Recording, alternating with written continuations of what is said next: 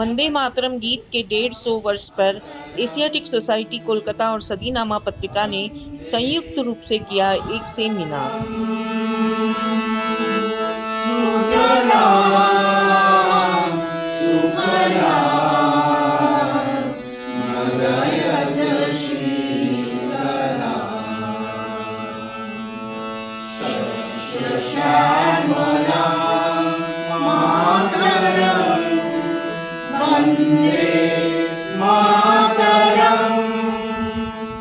Humayun Kabir hall में वंदे मातरम गीत के 150 वर्ष पर एक दिवसीय सेमिनार जो आयोजित किया गया, उसमें गणमान्य व्यक्ति उपस्थित थे। आप इस सेमिनार की रूपरेखा और इनकी बातचीत सुन सकते हैं हमारे सदीनामा के चैनल पर।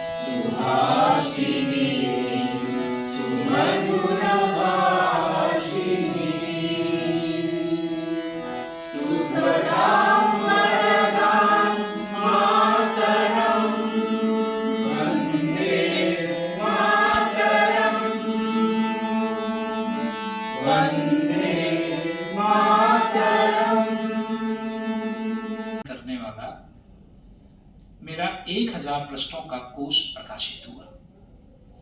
एनबीटी द्वारा प्रकाशित बच्चों की पुस्तक कहानी वंदे मातरम की 6 भाषाओं में अनुवाद हुआ है। रविन्द्रनाथ टैगोर से लेकर आज तक के गायकों तक वंदे मातरम की 250 रिकॉर्डिंग का संग्रह 2002 में लिम्का बुक ऑफ रिकॉर्ड में दर्ज किया गया था। भारत में वंदे मातरम विषय के एक अग्रणी अभ्यासक सबनीस। और एक आखिरी बात कहते हुए मैं अपनी बात खत्म करूंगा। इस किताब में एक लेख है और वो लेख बताता है कि खुदीराम फांसी पर चढ़े वंदे मातरम कहते हुए और 40, 45, 46 तक 1906 यहाँ वाली जो समस्या है, इसकी एक घटना मैं बताऊंगा। अभी 2-3 बात हम बोल रहे हैं। आजकल बच्चों के लिए सब कुछ यहाँ है, लाइब्रेरी जाता ही नहीं है। क्लास जब देखिए, हम जो बच्चों को जिस तरह से देखते हैं, चूंकि हम कॉलेज के टीचर हैं, हम जब क्लास में पढ़ाते हैं, बच्चे हमसे कहते हैं कि सर हम रिकॉर्ड कर ले रहे हैं आपकी बात। मैं उनसे कहता हूँ सबसे ज्यादा फोटो इस समय खींचा जा रहा है और सबसे कम फोटो इसी समय देखा जा रहा है। एक मोबाइल लेकर के जो कोई बच्चा प्रोग्राम निकलता है 200 फोटो खींचता है। सबसे ज्यादा फोटो इस समय खींचा जाता है, सबसे कम फोटो इसी समय देखा जाता है। सबसे ज्यादा रिकॉर्डिंग इस समय की जाती है, सबसे कम रिकॉर्डिंग इसी समय सुनी जाती है। काम की रिकॉर्डिंग, रील बहुत सुना जाता है। ये होता है अपने क्लास में एकदम बंद कर देते हैं, पूरे कॉलेज में बंद कर रखे हैं। क्लास में लेकर के आप नहीं जाएंगे, एग्जाम के बाद छोड़ दीजिए, बंद कर रखे हैं। हम कहते हैं कि ठीक है, फ्री में देते गीत है, इस पर हमें कुछ ऐतराज है। लेकिन पंडित विष्णु दिगंबर पलुस्कर जो वो गा रहे थे गीत, उन्होंने कहा नहीं ये गीत तो गाया जाएगा, और उन्होंने वो पूरा गीत वहां प्रस्तुत किया। तो ये लोकप्रियता के साथ जो एक ऐतराज भी आता है, वो मुझे लगता है कि साहित्यिक और सांस्कृतिक ऐतराज कम है।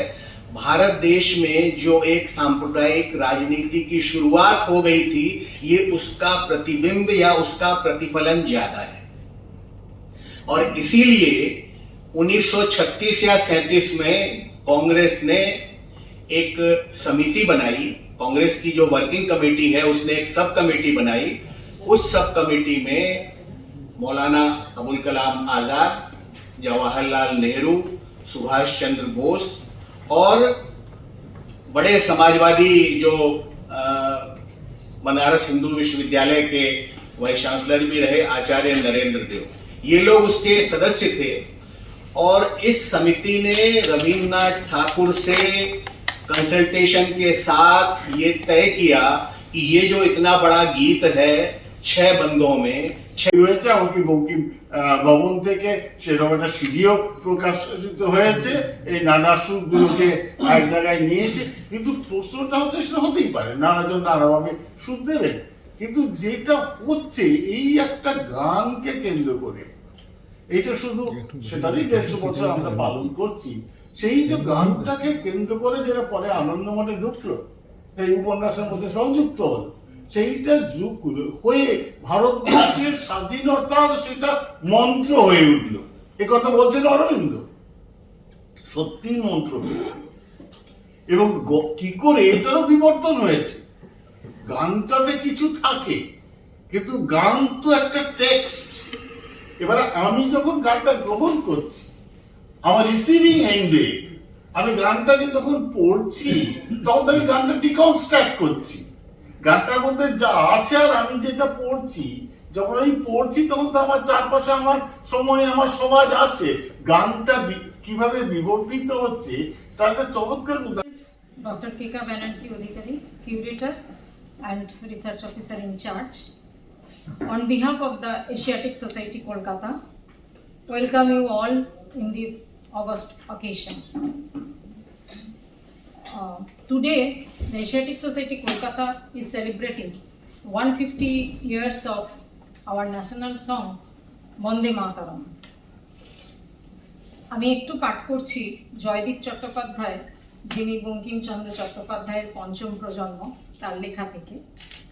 পরাধীন ভারতবর্ষে একদম ভুল কথা, কিন্তু উনি লিখেছেন বলে না, যেভাবে মানে আমি লেখাটা আর পাঠ করছি না, তাহলে কিন্তু মানে যে কথাটা উনি বলেছেন সেটা আমাদের সকলের কথা, যে এই বীজমন্ত্র যে আমরা তার যে গানের মধ্যে দিয়ে আমরা স্বাধীনতা সংগ্রামের সময় প্রত্যেকটি স্বাধীনতা সংগ্রামী এবং বিপ্লবী তারা যেভাবে উজ্জীবিত হয়েছিলেন, এবং এই মন্ত্রটা কিন্তু আজকে আমাদের শুধু বঙ্গদেশের মন্ত্র নয়, এটা আমাদের সারা ভারতবর্ষের এবং সারা পৃথিবীতে এটি একটি বিরল দৃষ্টান্ত যে এইরকম একটা গান সবাইকে এখনো পর্যন্ত তাদের রক্ত গরম করে দিতে পারে এবং সবাইকে উজ্জীবিত করতে পারে, যার জন্য আজকে শুধুমাত্র আমাদের জাতীয় সঙ্গীত বলে না, এটা আমাদের মর্মে গাঁথা এরকমই একটি গান, এবং আজও গাইলে প্রতিটা ছত্রে আমাদের রক্ত গরম হয়ে ওঠে। তো এই রকম যে গান, তার 150 বছর পূর্তিতে আমাদের এশিয়াটিক সোসাইটির তরফ থেকে এবং আমাদের স্বাধীনামা যে হিন্দি পত্রিকা, তার এডিটর এখানে উপস্থিত আছেন, তাদের পক্ষ থেকে কোলাবোরেশনে আমাদের এই প্রোগ্রামটি আজকে অনুষ্ঠিত হচ্ছে। আমি প্রথমেই এই গানটি দিয়েই